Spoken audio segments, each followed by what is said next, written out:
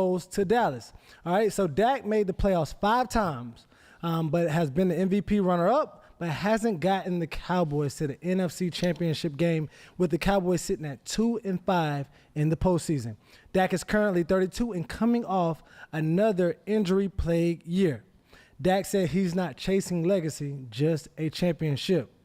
So at this moment, where does Dak sit? And not only us have a problem with it, but somebody by the name of Shady McCoy is calling Dak out on his performance thus far.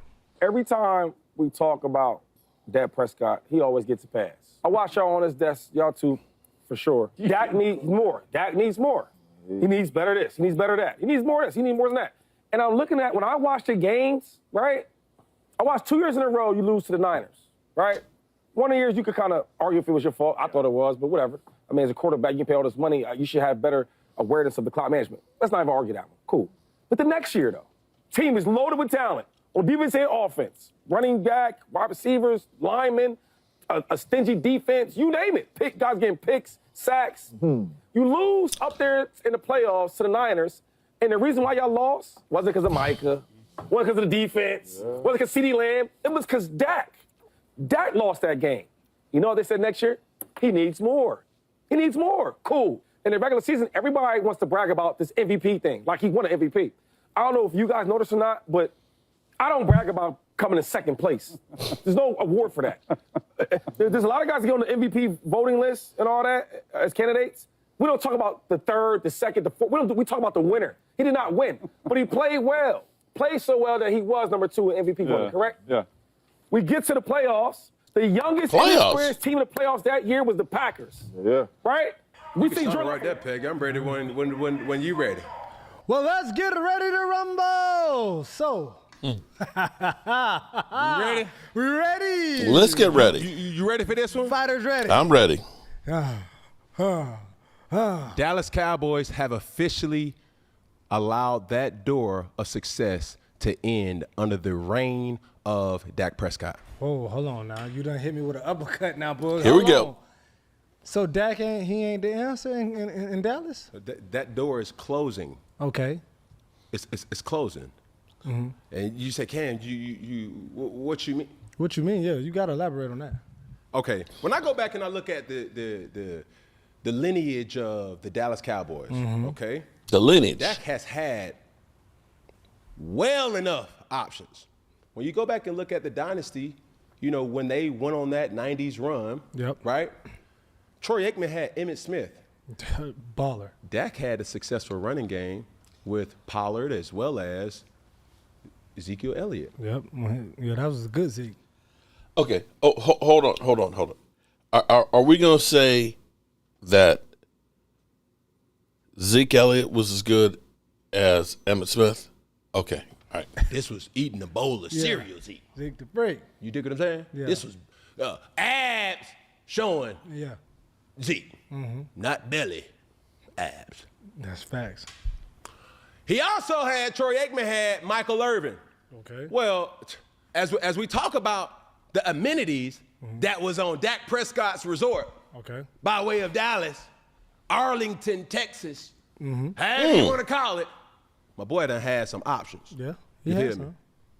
Now we go in with the defense. Now this is where it gets real spicy. Because Troy Aikman only had one lockdown guy that we know of. You know what I'm saying? Prime time. Prime. Well, Dak Prescott had Stephon Gilmore. Oh, wait. You do Cam. Yes, you had Dion, but you also had Charles Haley in there, as well as a number one defense. And when you talk about options, mind you, are we saying that the Cowboys' offensive line right now is the same as the Great Wall of Dallas? Are we saying that the tight end play that we got last year from Schoonmaker and Ferguson is the same as Jay Novacek? Are we saying that the number 2 wide receiver, complementary receiver, is as good as Alvin Harper? Are we saying that the fullback that we had in Moose Johnson is lesser than what we have right now? Are we trying to say that the defense that we've had the last couple of years is the same option that we had with the 90s Cowboys, Cam? Cam, have you been hanging out with I Love Weed and Leo Bridgewater? Is that a big fat one? Come on, man. Come on. As well as Trayvon Diggs. Yeah. Diggs was good for 2 seasons. What more do you need? A defense that can stop a damn run. How about that? I wouldn't be me or we wouldn't be us if we ain't keep it a buck. Keep it a bean. Keep it a You buck. get what I'm saying? You know what I mean? I'm saying to myself as I'm getting ready for this, Dallas. Dak. You know, I can't even really talk to Dallas. This is a message towards Dak Prescott specifically. This door is closing 32 now. because if you don't succeed this year, and I mean this is year. not even championship or bust. Yep. Get yourself together, Come Peggy. on, because Slow down, Dallas is 'cause I know, messing me because up. I know, Dallas is messing I me love up. this. Jerry don't want me to say it, Jerry getting scary in here. but I'm gonna say it. Talk to me, bud. Dak Prescott, if you do not perform this year, that door is going to close. And income, Arch Manning. drum roll please. Arch Manning. I can see that. I can see that. You can see that. Well, hello, good people. Mark Holmes here with my buddy Cowboy Joe Boo and Joe Bear in the house. And as always, I want to say thank you all for watching, commenting, subscribing, and being part of the Joe Boo Sports Report. Without you guys, as well as you ladies, you know that this literally does not work. My glasses, my eyes, forgive me. I've been a little under the weather here. My eyes are funky. Not working with the glasses, not working without the glasses. So give me a little bit of break here. But I see Jeff Lee loves boobies and loves being in first place. He is taking the lead from before the show even started with the number one spot there. Appreciate you, Joe. And then Logan Motorsport, our resident Eagle Cowboys lover, is in the house at number 2. I don't see who's number 3, but let me say hello to Aisha Robinson. Appreciate you. How are you doing tonight, Aisha? We know Holly Pierce is in the house. What's up, Holly? How are you doing? Jimbo's in the house. Logan Motorsports. Miss Gibson, I got to send you the link for the bricks. I saw the email. I've got to copy it, but it's Bricks R Us Red Brick Campaign. I will get that to you, Vinny Hogan. Mark, you're going to go to game 1. The ticket price for game 1 are literally lower level ones are above $1,000. And they're saying basically if you go, you're going to get your ass kicked. So it's not looking good as far as that goes. I may be in the Philadelphia area for the game. We're still working out some of that stuff. We'll see what we did. We got Philly D in the house. Jeff Lee, of course, is in the lead. Jay Smooth. Let me make sure I haven't missed any of the late. Lovely Linda. Welcome, Linda. Getting nosebleeds up here in the top of the mountain. Tough being, okay. Okay, Linda. Linda Spicy tonight. Chris May, Retro Sport. He's been hanging out with Aaron Rodgers, the mushrooms. It's got to be something like that. Thomas Garrett, JD, 1965. Thomas Garrett, Philly D. I guess Miss Gibson. I got Holly Pierce. I think I got everybody. Got Aisha. Well, welcome, everybody. My apologies. I have not been getting out a lot of content. I was doing some work at the Red Brick House. I have this retaining wall that had like a tree that's coming out of it, and it's crumbling. And I decided I was going to start working on it, and it turns out that this tree that was coming out was poison sumac. Now, poison ivy don't mess with me too much, but the poison sumac, I've had a reaction like crazy. My eyes have been like swollen closed. My hands are literally like the elephant man, and haven't been able to sleep, and it's just been kind of really, really bad. Went to the doctor.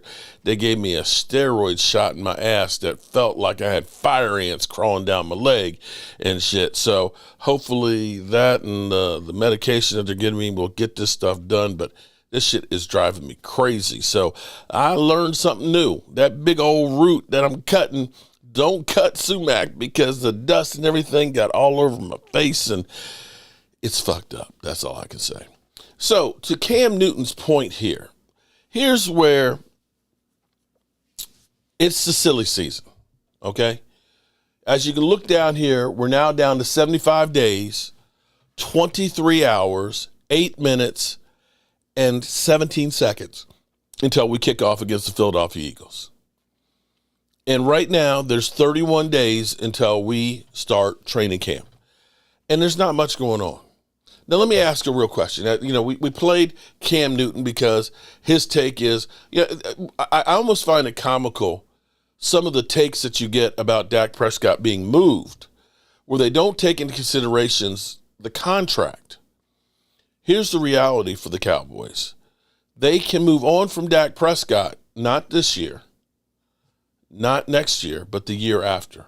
So it's 2 more seasons that basically they're on the chain for Dak Prescott. And at some point, Dak Prescott will be done with Dallas. The question will be is, will it be the end of his career or will he go elsewhere? The Cowboys, seemingly, their quarterbacks always end up retiring with the Cowboys pretty much. Tony Romo did, Troy Aikman did, Roger Staubach did. Their big-name quarterbacks don't go play elsewhere. So we'll see what happens in the future. Let me ask this much. How often do we hear about Cam Newton's podcast unless he's talking about Dak Prescott? Oh, shit! Oh, shit! Seriously. How often do we actually hear Cam Newton takes if he's not talking about the Dallas Cowboys? Oh, shit! Oh, shit! And in order to get talked about, you have to come up with the craziest takes in the world. Remember, before the draft, there was the guy up in Cleveland that I'd never heard of. I still can't remember the guy's name. And he said, hey, get this. Right now, they're negotiating a trade for Dak Prescott to the Cleveland Browns. Y'all remember that, right? Anybody heard of that guy beforehand? Anybody heard from him since then? Oh, yeah, you did a second time when he doubled down and said, oh, it's still in the works. If I had $1 for everybody that was going to replace Dak Prescott, I remember for the first contract, Colin Cowherd said the Cowboys should move on from Dak Prescott and that they should trade for Derek Carr. Oh, shit! Oh, shit! Y'all remember that? Remember how many people were hyped that Trey Lance was going to be the guy to unseat Dak Prescott? Hell, I'm old enough to remember when there used to be arguments about who's the better quarterback, Carson Wentz or Dak Prescott. You had Colin Cowherd talking about Carson Wentz. You know, when a car goes by you and it's a Maserati, oh, that's a nice car. Okay. And that's Carson Wentz. And then remember, he then talked about, then a Corvette pulls up beside you. That's Dak Prescott. You know, Corvette's a nice car, but you want that Maserati, right? Right? You remember that. How's Carson Wentz doing right now? I know he does have a couple Super Bowl rings because he's riding the bench. But seriously, this stuff is crazy. So if you take him at his word that this is Dak Prescott's last chance, that he's got to win it all, that goes under the assumption that the Cowboys have a caliber team that's ready to win, right? That's saying that you got a great offensive line, you got running backs, you got receivers, you got a great defense. Because I'm sitting there looking at the Philadelphia Eagles, as much as it hurts me, and saying they're a complete team. They got best running back in football last year. They got 2 top 10 wide receivers. They have a really good quarterback. They got a great offensive line. They got a decent tight end. They had a good defense last year. I look at that team and say, yeah, it would be a disappointment. You know, I mean, granted, they won the Super Bowl, but you have expectations of saying you're one of the dominant teams. You're one of the best teams in football. You should be there. I don't know how you can say that with this team. We have so many question marks with this team. We have so many different players that just got here. So some polls you see, they have the Cowboys like 11th in the NFC, the team collectively. If the team is ass, because I don't know which one it is. Do you know which one it is? Most people say you've got Eagles, Washington, Cowboys, maybe. Some people say with the Giants' defensive front that maybe the Giants are better than the Cowboys. And if that is a true assumption, then how is it that the window's closed for Dak Prescott? And it's disingenuous when you hear things like, well, how much does he need? And you pick out one piece of what Troy Aikman had. Let's be clear. The offensive line that we had in Dallas for Troy Aikman was one of the greatest offensive lines ever in football. That's a fact. That alone, you cannot compare what we have right now to that offensive line. And to say Zeke was good his rookie year. His second year, not so much because he was suspended for 6 games. Your offensive line started falling apart. We had the famous Chaz Green game. Did Troy Aikman ever have any Chaz Green games? 2018, our wide receiver core was so bad, we made a trade for Amari Cooper in the middle of the season.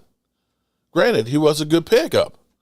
But I can't look at that and say Amari Cooper and a bunch of guys was the same as as Michael Irvin, a Hall of Famer, and the crew we had there. This is where they cherry pick and get a little bits and pieces and things on there. I think the team's going to be better this year. I do. I honestly do. I think if Dak Prescott is healthy, completely healthy with 2 weapons, they'll be better just because of that. I think the interior offensive line is going to be better. I still don't know about Tyler Guyton. He looks better, but that's a big question mark. Stephen White, happy birthday. Aisha Robinson's your birthday? Happy birthday to ya. Happy birthday, Aisha Robinson. Be Fatty. Do I even want to see what that was? Be Fatty? We have traded that bum to the Browns. Okay, Be Fatty. All right. Dirty Sanchez, hey. What's going on? Bobby Beninsky, Cam Newton has CTE acting a fool. Dallas going 9-8. You have us going 9-8, Bobby?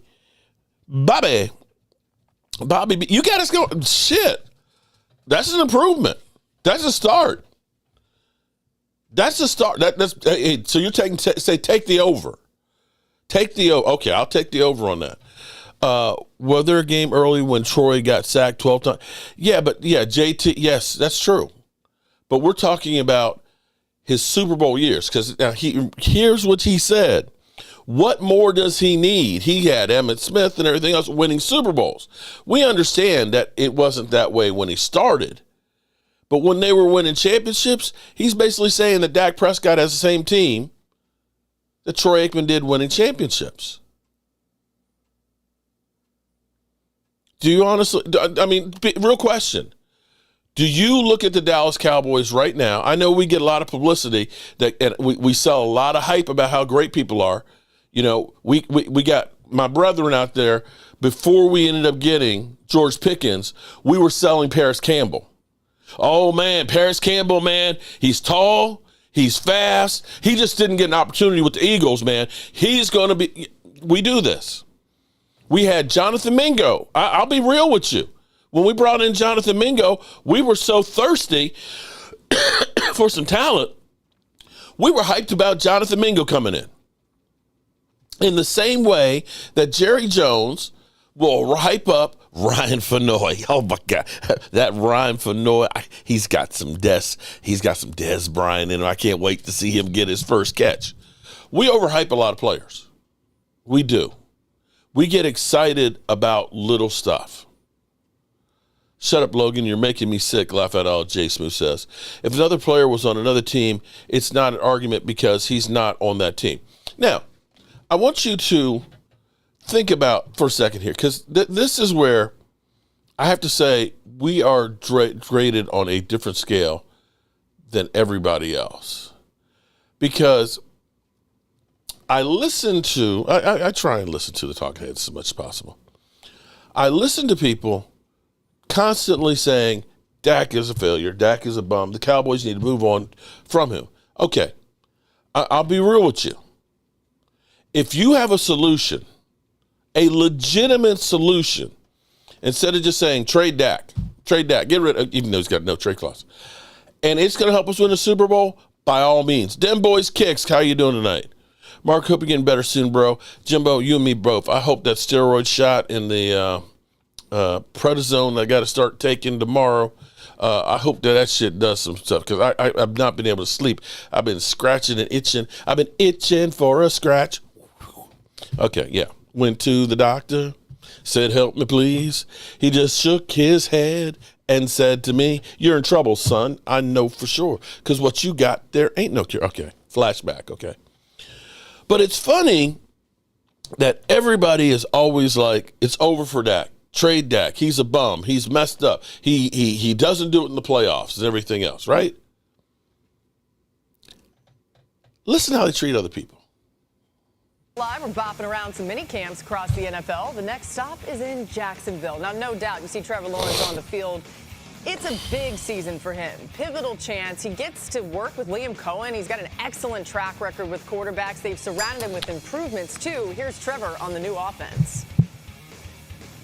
I thought it was really good. You know, some good days, some days were a little sloppier, and that's part of it, especially a new system, a lot of new guys. Everyone's playing together kind of for the first time for a lot of us. So overall, I thought it was really good. I thought we learned a lot. Keep in mind, he's 2-13 in his last games. OTAs and 2-13. The guys, how they worked. Everyone, worked their tail 2-13. Really pushed ourselves. There's a lot of times where some people can kind of take it easy, and I felt like every day we really came out here, busted our ass, and really were intentional about what we were doing. But Trevor Lawrence enters his 5th NFL season, looking to prove he's worth the Jaguars' investment. Lawrence, one of the top 5 highest-paid quarterbacks in the NFL, but is ranked 19th in total PBR over the last 2 seasons. $55 billion. The other 4 quarterbacks on the list all ranked top 8 in that category. Lawrence finished last season with 11 touchdowns and 7 interceptions in 10 starts. Hawk, what do you need to see from Lawrence in this new system to let you know that he's making a jump this season? I need to see him back to his 2022 version of himself. They bring Liam Cohen in, right? And we saw the career year Baker Mayfield had under this system, heavy play action, rollouts, leveraging that athleticism, making decisions easier, giving them clear pictures, all in an effort to make sure Trevor Lawrence can unleash his full potential. Less thinking, playing fast, playing decisive. Because the issue is now Trevor Lawrence is on his 3rd head coach. And I don't even think it's about, Trevor Lawrence showing us anything. It's about showing Liam Cohen. Yeah. Because if you don't see that promise, I don't know if that's a wagon he's going to hitch himself to for the next couple of years. I look at the coaches too, but I look beyond Liam Cohen. Liam Cohen might have gotten this job because of what he got out of Baker and what he did with Tampa, but I look at a name, Grant Udinski, who is in the Minnesota quarterbacks room, and he's only 28 years old, and Grant Udinski was hired as the offensive coordinator of this team. Does this seem a little different than the way they treat Dak? Fascinating to see what these minds can do. There's Grant, 28 years old, offensive coordinator in the NFL. They call him a brilliant mind, but gosh, you're telling me Liam's the head coach, first-year head coach. Grant Udinski's a first-year offensive coordinator. Spencer Whipple's 36. He's the quarterbacks coach. It's not only Trevor Lawrence, but it's a lot of these young, forward-thinking minds, but with forward thinking might come a lack of experience. So whereas in the past, Trevor Lawrence has had Urban Meyer and Doug Peterson and a lot of these guys who have been there, done that, I kind of like the fact that the Jaguars said, let's rip it up, let's try it again, let's go somewhere fresh. I just got done in by, I was the mentalist, Adam, and I would tell you, in all of my years, I did not expect myself to say Draymond Green when I was asked to name an NBA player. I didn't think I'd be talking about Grant Udinski on NFL Live, but that's where we're at. I guess that's enough of that. But do you see the difference here? You can't look at Trevor Lawrence and say, hey, that guy was great. His first playoff game, he had 5 turnovers, 5 interceptions. they treat him with kid gloves. It's not like he's not eating up $55 million contract, right? I don't hear him saying, this is it. They're going to move on from him. I hear, he had bad coaches and, they're going to, work with him to get him back to where he was in 22. 22? There's so much just minutia when it comes to Dak. I'm sorry. Am I going to say that Dak is perfect? I'm not going to say that. But you have to look at the circumstances. When you can't run the football in playoffs, and even Philly 500 admitted, playoff football is different. You got to be able to run the football. Take a look at the numbers. Don't take my word for it. Take a look at the numbers. Is Zeke Elliott a playoff running back? He ain't Emmitt Smith. Emmitt Smith, separated shoulder, going to go out there and run his ass off. Will his team to win? That wasn't Zeke. Zeke, by the time we get to the playoffs, 25, 27 yards. Our offensive line, shit.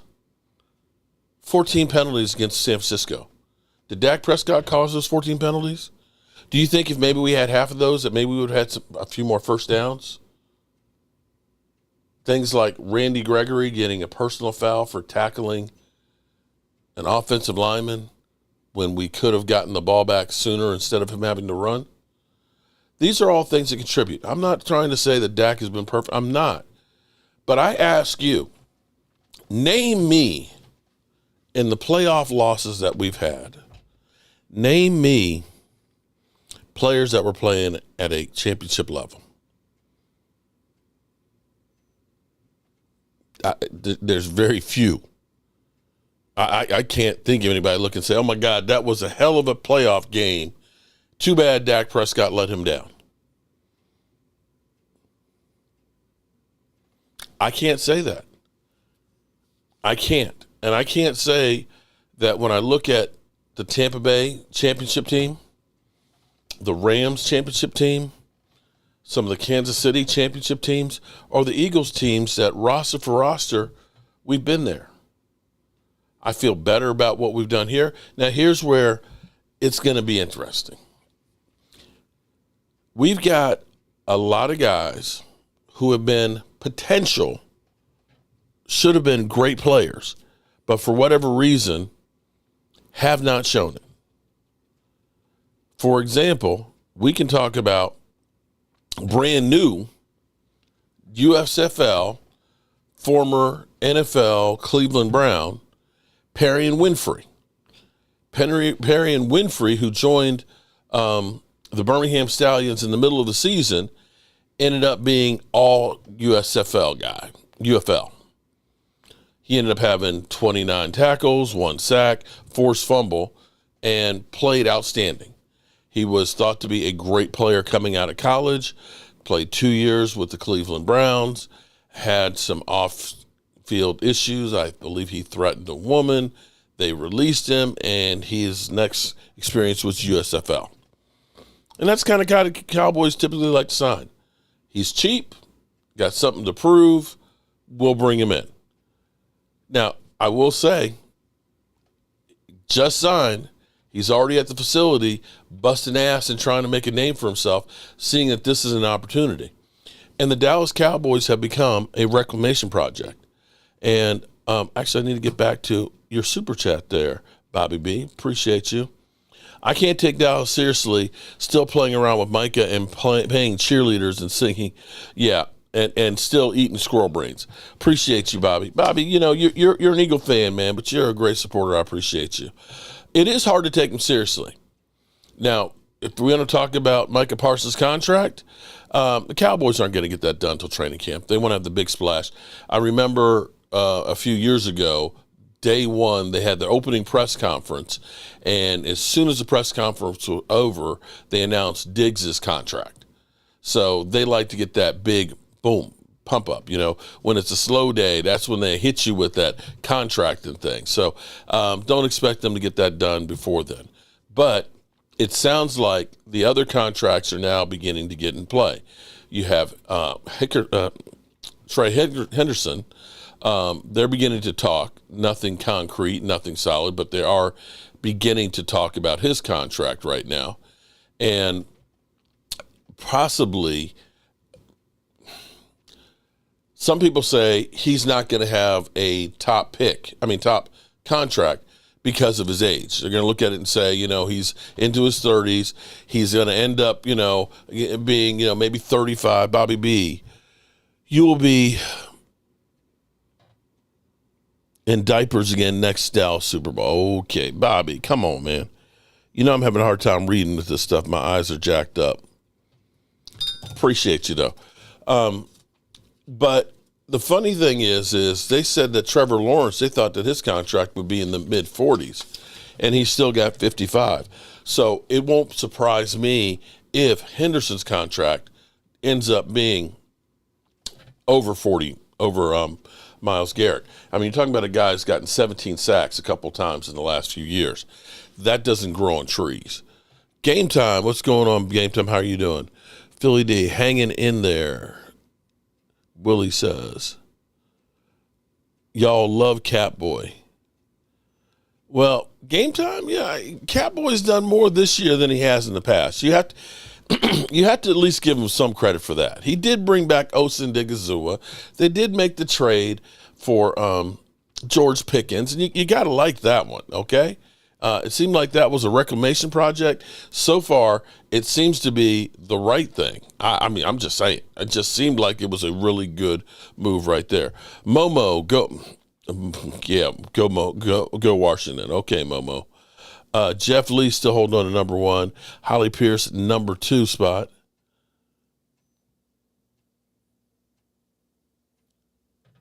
And what's up, Game Time, Brian? Thomas Garrett.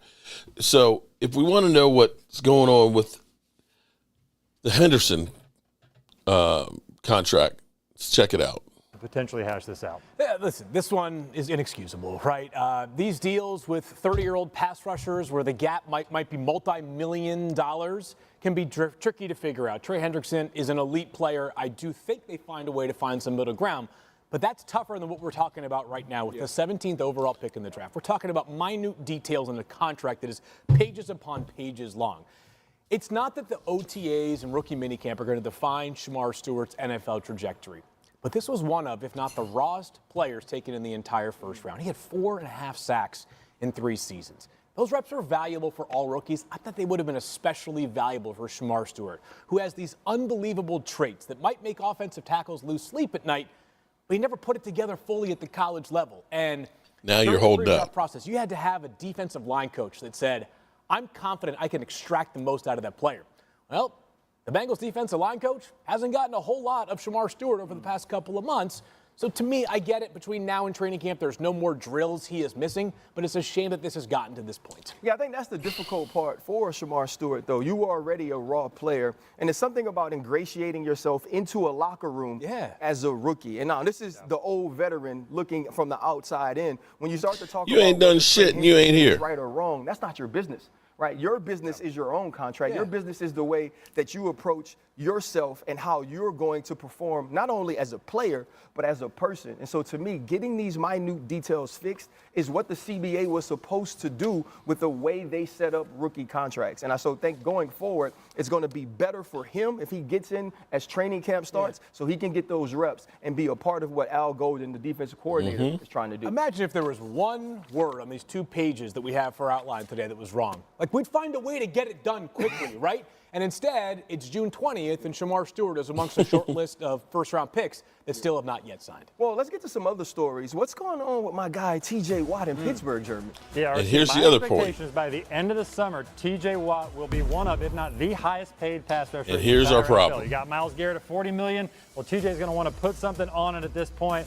Now, I'm told the Steelers are optimistic here. This is not a situation where they're in the dark, even though we missed minicamp, where it's in a strange marriage right now. Like, they're in lockstep. They want Watt there. Watt wants to be there. They just got to hash out the details. Could be a situation where it gets closer to training camp and they get something done. That's typically the Steelers' way. And Micah Parsons. This is another situation where Dallas tends to wait to sign their big-time players. So this could be late into training camp when this happens. They've made clear vocally, publicly, privately, hey, we're going to do this. We're going to make you a gazillionaire, but it's just going to take some time. They haven't made a lot of progress yet. Also, they want to sign Tyler Smith, their guard. He's one of the best guards in the NFL, so they got some serious That would money be music to my they ear. gotta pay. Okay. The Chiefs, so good sign. So there you have it. Catboy, the clock is ticking. You got Henderson working on a deal. You got T.J. Watt working on a deal. And you're still sitting around with your thumb up your butt. It's going to cost you. And it might end up being closer to 43, 44 million by the time it's all said and done if you keep on waiting. But the Cowboys don't seem to be worried about this. But here's what I worry about. The Cowboys have brought in a lot of guys. Cheap guys. Cheap guys looking for that second contract. The problem is going to be, Bobby, who else would you add to move the needle mark? I'm still looking at cornerback. Right now, we know that Ramsey, they're trying to move him before training camp. I think that's going to be too rich for the Cowboys, and I'm kind of thinking that he might be a little older than what you want to have for his price tag. At the moment, I'd be happy with Stephon Gilmore coming in, Bobby, because at least you've got a veteran to help you in case Diggs, who's been chasing after his 7 babies, isn't ready, and Savon Ravel isn't ready. That spot worries me. I do like Perrion Winfrey coming in. He's a defensive tackle, although I look at him more as a camp body. But then again, maybe you get lucky and get lightning in a bottle. At least they know that they have a problem at defensive tackle, that they need to add some more. I feel good about the edge rushers we had, because here's the problem. We don't want to get into a situation where all of a sudden a lot of these guys that we brought in end up playing well, and then we can't afford to keep them. Because we do know we got a $16 million dead hit next year for Zach Martin. Yeah, $16 million dead money right off the bat. Now, we can restructure Dak, but of course that moves Dak being on the team longer. You can restructure CeeDee Lamb. I don't have a problem with restructuring CeeDee Lamb because I think CeeDee Lamb's going to be playing for us for quite a while. If you get Micah Parsons' deal done, you can always restructure that next year. But you got Tyler Smith that you're going to need to pay. And for me, Deron Bland, I think this is actually a prove-it year for Deron Bland because of the injuries that he had last year. Do we have a great corner, or do we have a guy like Diggs who played good for 2 seasons? Because I think Diggs is kind of on the hot seat right now. He's not going anywhere this year because his contract's not movable this year the way it would be next year. So if you end up having some of the guys that are on here, like let's say Sam Williams has a breakout season. Sam Williams, who has been rehabbing the hell out of his leg, who ran a 21.6 second fastest in OTAs, that if he finally gets to be the guy that we think, you going to let him go or are you going to pay him? Elam, cornerback, first-round draft pick. What if he comes in here and all of a sudden he plays really, really well and you find out this system suits him and he enables you to move on from Diggs? You're going to have to pay him or he's going to be able to go someplace else. And so you have a lot of guys that, again, are cheap that could become expensive along with the other guys you have to pay. So waiting for Micah Parsons to get it done, if we're talking about $4 or $5 million, George Pickens is $3.5 million right now. Are you willing to say we don't need another guy like a George Pickens or another deal like that? You start adding up some of these things, you could have had Derrick Henry. And that's the short side of what the short-sightedness that the Cowboys have is, it's okay, we can wait. It's not costing you. It is costing you, Jerry. It is costing you. Now, I do feel good going into the season. I don't know, again, how good this team is going to be able to meld together. You have all new coaches. Mozzie Smith has had his 3rd defensive coordinator in his first 3 years. 3rd. Mark, come on over to the dark side. What you got to lose? Your team always – oh, wait. Mo. Oh my God, Momo. When your team ends up being ass this year, I'm calling it now, Momo. When you guys go back to being the Commanders with the left hand up, because it looks like you're already headed back in that direction. DC is already screwing up your stadium situation. The town council, city council is messing that up. You got Fat Debo. You got one-legged Michael Gallup. And what's the deal with Noah Brown, a.k.a. Clifford Franklin? Who's Jaden Daniels throwing to this year? Scary Terry holding out.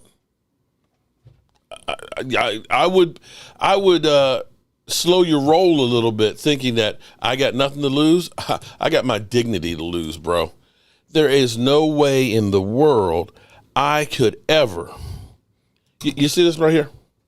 You see this clock right here, Momo? This clock right here. Ticking. It's ticking. This clock is from the 80s. This was my dad's clock. My dad's clock. AM, FM radio. I remember, Momo, listening to Sonny, Sam, and Huff for Cowboy games that we could not get on TV. We on the road. We out doing things. We listened to football games on that thing with my dad. How would it be if I said, you know what, Dad? Screw them Cowboys. The Cowboys can go 0-17 the next 3 years, and I still could not turn my back on them. Sadly, that is true. I've had Eagle fans for years saying, you're a pretty cool dude, man. Why don't you become an Eagle fan? Hell freaking no. They can win the next 5 Super Bowls. And I would never, ever become that fair weather fan that just rolls with the team that's winning. So you take your Commanders and you can be happy with them. I'm good with my dysfunctional Cowboy family. I'm good with them, okay? They're the team I know. I know what to expect with them. But Momo, when your team goes south, I want you in here with the same attitude, buddy. The same hype for your team. Don't run and hide, Momo, because I got your phone number. Mark, deal with... I do deal... yeah, well, you know, Logan, I've had some great times with the Cowboys, bro. I've had some incredible times. I have seen incredible... You know, see, I'm fortunate enough that I'm old. Now, some of you guys that are 30 years old, you haven't experienced the things that I've experienced. Okay? I can remember the Hail Mary when it happened. Not on tape, when it happened. I can remember watching TV, seeing Tony Dorsett go 99 yards, bro. I remember that. I can remember, as hard as it was, seeing Danny White get his clock cleaned by Dexter Manley, Momo, for you, back when the Washington Redskins were winning Super Bowls and a dynasty that people don't talk about. Couldn't turn my back on the Cowboys even then. I have lived every bit of the Dallas Cowboys. And like my marriage, I ain't going nowhere. Ain't nothing out there that's going to make me change my mind. Mark would be drinking his blue drink. It was a relief to see Corey get a home run. What's up, Alan Williams? Jane Daniels' mom used to slap him. Okay. Hate the birds. I'm with you on that, Vinny. I definitely hate the birds. I've seen it all myself. Yeah, Tom, right. So it's like, Back in the 80s, it used to be, we used to make fun of people because you had fans that had like a 49er jersey, a jacket in the closet, a New York Giant one, and a Washington one, that they would literally go from team to team. My ex-wife, she was a person who could literally change teams at halftime.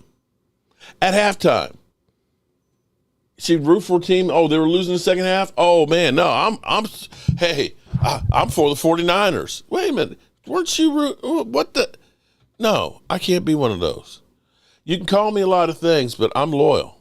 I'm loyal to my Dallas Cowboys, 100%. Win, lose, or draw. So we can move on from that aspect of it. And I thought I had one more for you guys. So back to the original premise. If you say there's more pressure on Dak Prescott to win the Super Bowl, then you have to say that you have a team that's good enough to win the Super Bowl. Do you believe that the Cowboys have a team that's good enough to win the Super Bowl if Dak Prescott plays well? And that's a real question. Vinny, football can't come fast enough. I agree with you on that. Philly D, I have my own father, and it's not Twiz. Eagles 35, Cowboys 35, Eagles 21, opening night, final score. Allen, oh my God, that would break the internet if that happened.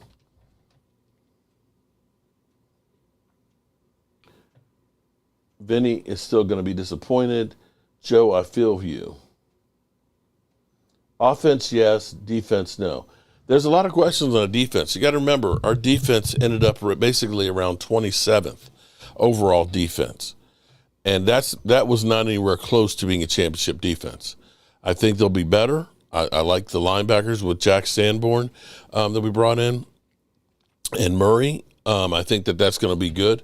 Dirty Sanchez, I heard a tornado hit FedEx Field and did $10 million worth of improvements. Oh, damn. Damn, Dirty. Momo, you want to respond to that? Actually, I think they changed the name to Northwest Field or something like that. They did change the name of it, but I think you're right. A tornado would do some upgrades for it. Do you see that Scheffner report on Ramsey?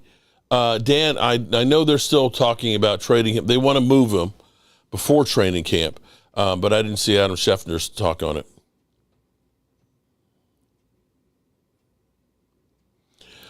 Momo, well, let me ask you this. Hypothetically, if we delete our memories of the 90s, we still got the 70s. We still have the 70s too. You could delete the 80s, and what else you got, Momo? Huh? I'm asking Momo for a friend. Enough is enough. I have had it with these motherfucking snakes on this motherfucking plane. Everybody strap in. I'm about to open some fucking windows. Momo, Joe Gibbs just sent you a nasty gram. I mean, seriously, Momo, I can see the Eagles saying, forget the 90s because they've been owning the century. I can see that. That makes sense. But Momo, you ain't done jack in the 90s, the 2000s, the 2010s. Dak is in season 10. The pressure is high. Okay, Walker. Which Walker Wade do we have today? So, then Walker, do you believe that we have a team that's good enough to go to the Super Bowl? That's my question. I don't think we have it quite yet. I don't think with all new coaching staff that we're ready to take that leap. Maybe it happens, but I don't think we have it quite there yet. Let's get this clip in here before we get ready to get out of here. Entering his 10th season as the Cowboys QB, but his first with Brian Schottenheimer as his head coach. Here's Dask. He was asked about one thing missing from the trophy case. So how much pressure on Dak? How much pressure is on him? I mean, win a Super Bowl. I mean, he just said it's for his sanity. How about win a playoff game? How about get to the playoffs? Well, how about that? He's been to the playoffs. Guy's got 2 playoff wins, if I'm not mistaken, against the Tampa Bay Buccaneers and Seattle, maybe? Is that right? Like 2. He's got 2 playoff wins. The blowout to Green Bay. I can't remember what I did yesterday, and you want me to remember playoff games from forever. In any event, there's no pressure on Dak to win a Super Bowl. Oh, no, yeah, there is. There's pressure on Dak to get to the playoffs. There's pressure on Dak to win a couple playoff games and maybe get to an NFC championship game, which he's never gotten to throughout his entire career. So I always find it funny when we put this crazy notion of, well, if so-and-so doesn't get to a Super Bowl and win, there it says win, right? So there's pressure on Dak Prescott, who for 10 years has 2 playoff wins. And now, if he doesn't win a Super Bowl, what?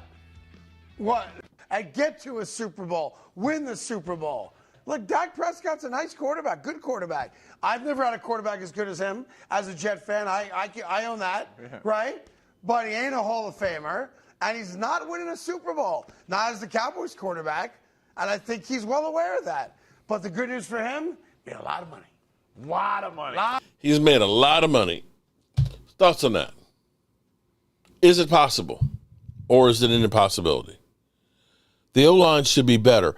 And, Dwayne, I think that you're 100% right on that. I don't think Tyler Guyton can be any worse.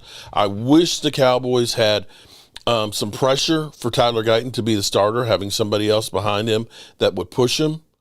I believe that Terrence Steele will be better because if the Cowboys run the ball more and are balanced, it will be better for him because that suits his strengths. I think Tyler Booker is going to come out the box and be pretty good. I think Cooper Beebe can take another step where he was decent last year at center. I thought he was better than what we were getting the years before with Biotish. And we know Tyler Smith is in a contract year. You know he's going to be feasting on people. So, yes, I think the center of your offensive line may be able to run the football a lot better than what they did last year, and I'm excited to see that. And with having George Pickens and CD, you're going to see whoever is going to be the third wide receiver is going to benefit mightily because of that, whether it's Jonathan Mingo, whether it's Kayvon Turpin, whether it is Jalen Tolbert. Those guys are going to feast just because you have to be so worried about the other two. I think the offense is going to be very, very good. My questions still go to the defense. We have too many questions in the secondary. Deron Bland might have to play in the slot. If he plays in the slot, well, then that's another corner that you got to cover. And you've got Elam, who has been a disappointment so far in his career. Diggs seems to have fallen out of favor, so you don't know what you're going to get out of Diggs when he does come back. And we know rehabbing from knee injuries is really about a 2-year process. Holly Pierce in the house. What's up, Holly? Rhonda Lovely Sparks. And Rhonda, help me, Rhonda. There's Rhonda. How are you doing, Rhonda? Alfredo Morales. Dan, not if he's the team asks for a high pick for him. The Cowboys are going to feast on deep-fried Eagles opening night. Man, nothing would make me happier than to see Dak go deep to George Pickens and CeeDee Lamb a couple of times and run up a score. The highest pick would ask for is a fourth. Well, you're talking about Ramsey. Yeah, they are going to probably it'll be a fourth, in which case we've spent a lot, used our fourth rounds on Trey Lance and Jonathan Mingo. That seems like not that much. The thing is the contract. It's $15 million this year, and then it escalates, I think, to 26 the following year or the year after. So it's not just the pick. You are going to pay quite a bit of money to get him on the roster. Bobby Beninsky, bottom line is you have to run the ball to help. You're 100% right. And in the same way, Bobby B, Colin Cowherd even admitted that about a year or two ago. When the Cowboys are able to run the ball for 100 yards, I believe we are somewhere around 70% win percentage. It's kind of the same thing about the Cowboys when Emmitt Smith rushed for 100 yards. We were about like 75% victories. I think it was 59 victories when we rushed for over 100 yards with him and 17 losses. And the numbers speak for themselves. Running the football for the Eagles was huge. You know, you can't look at it and say Jalen Hurts wasn't helped by having Saquon being able to run the ball for $2,000. If we take Diggs to Pinks, he will be good to go for week 1. Okay. Well, Diggs, I tell you what Diggs needs to do is he needs to learn how to strap up, man. Diggs got 7 kids by 7 different baby mamas. That's insane at 26. That's insane. I don't know what these guys are doing. Tariq Hill, he's got, 5 baby mamas in the last year while being married? It's like, dudes, come on, man.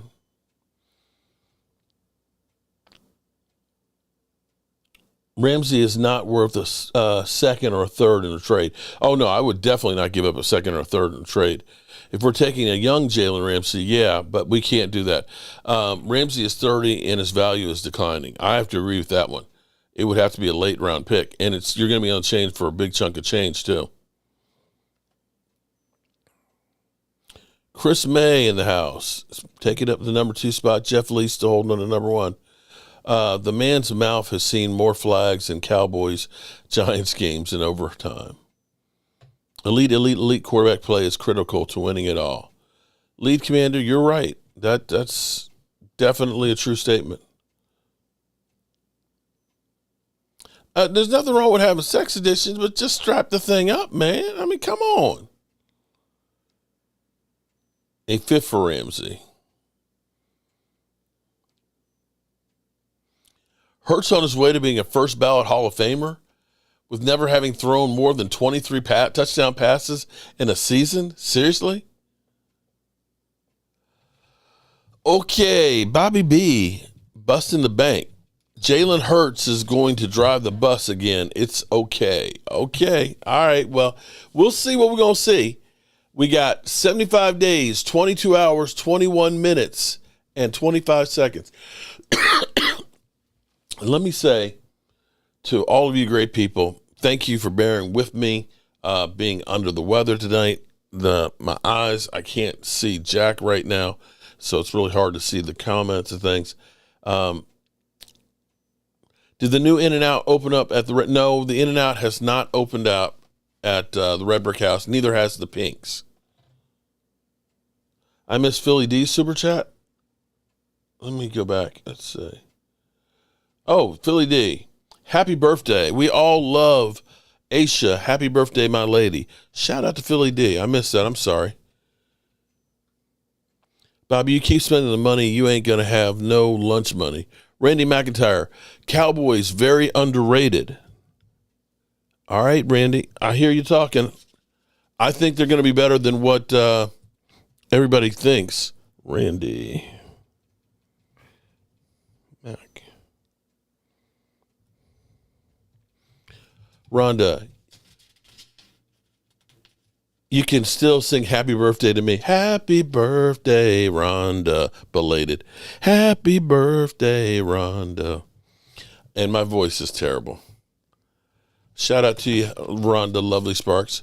And it looks like Jeff Lee is a winner again. Cover your stump before you hump. Oh, damn. There you go. Somebody send that to Trayvon Diggs. Cover your stump before you hump.